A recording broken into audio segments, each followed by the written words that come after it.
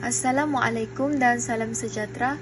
Saya Sarina binti K. Mahmud, wakil daripada kumpulan 6. Hari ini saya ingin membincangkan mengenai isu yang kami ketengahkan, iaitu isu tantangan kepupusan penutur bahasa ibunda dalam kalangan generasi Z dan generasi Alpha. Tantangan kepelbagaian bahasa dan kepupusan penutur bahasa ibunda memang merupakan isu yang penting dalam kalangan generasi Z dan generasi Alpha. Isu ini berlaku di seluruh dunia akibat globalisasi, urbanisasi dan pengaruh media masa yang luas.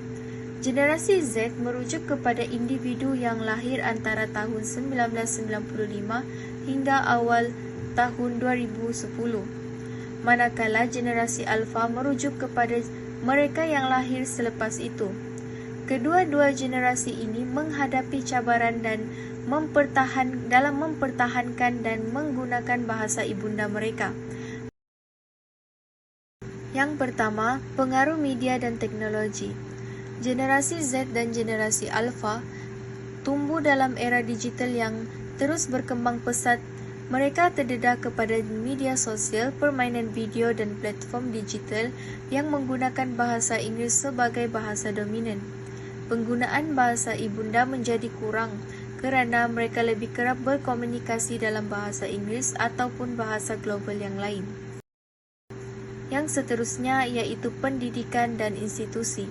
Sekolah dan institusi pendidikan memainkan peranan penting dalam pembangunan bahasa dan budaya.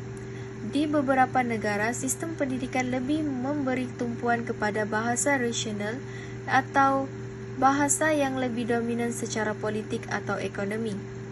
Meninggalkan bahasa ibunda sebagai bahasa sekunder, pendidikan yang kurang menggalakkan penggunaan bahasa ibunda boleh menyebabkan generasi muda kehilangan kecekapan dan minat dalam menggunakan bahasa tersebut. Mobiliti dan pemisahan geografi.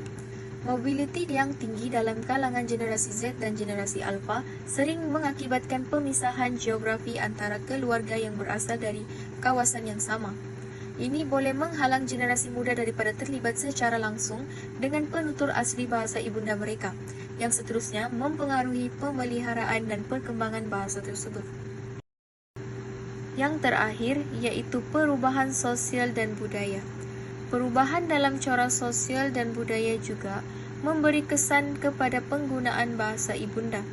Dalam masyarakat yang semakin kosmopolitan, bahasa-bahasa minoriti sering dianggap kurang berguna secara ekonomi atau sosial. Hal ini boleh mengurangkan motivasi generasi muda untuk mempelajari dan menggunakan bahasa ibunda mereka.